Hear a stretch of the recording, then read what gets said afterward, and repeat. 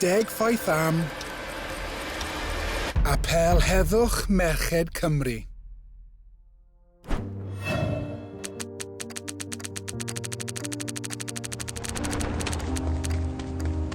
Diwedd y Rhyfel Byd cyntaf. Mae galaru trwy Gymru a miloedd wedi y lladd yn brwydro.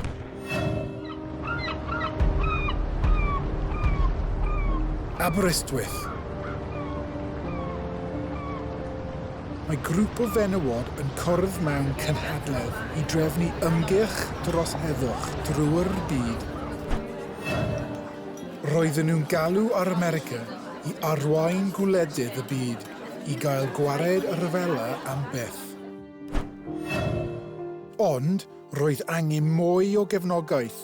Eithon nhw i ofyn i ferched eraill o bob cwr o Gymru i arwyddo'r ddeiseb.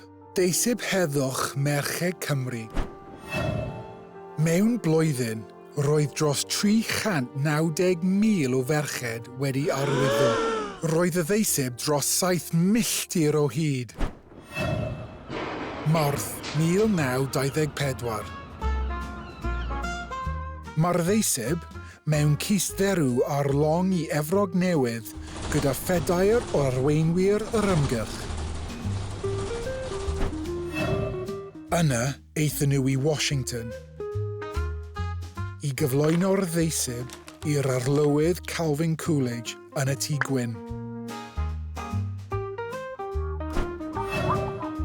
Siaradodd un o'r menywod, Annie Hughes Griffiths, am heddwch ar draws y wlad o Chicago i Los Angeles.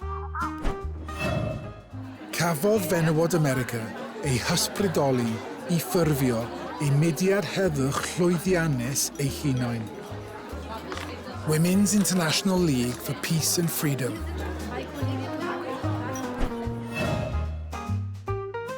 Cafodd y ddeiseb ei chadw yn Washington am 100 mlynedd.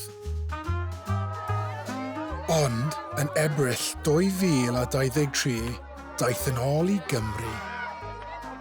Mae'r ddeiseb nawr ar-lein ac yn y Llyfrgell Genedlaethol yn Aberystwyth.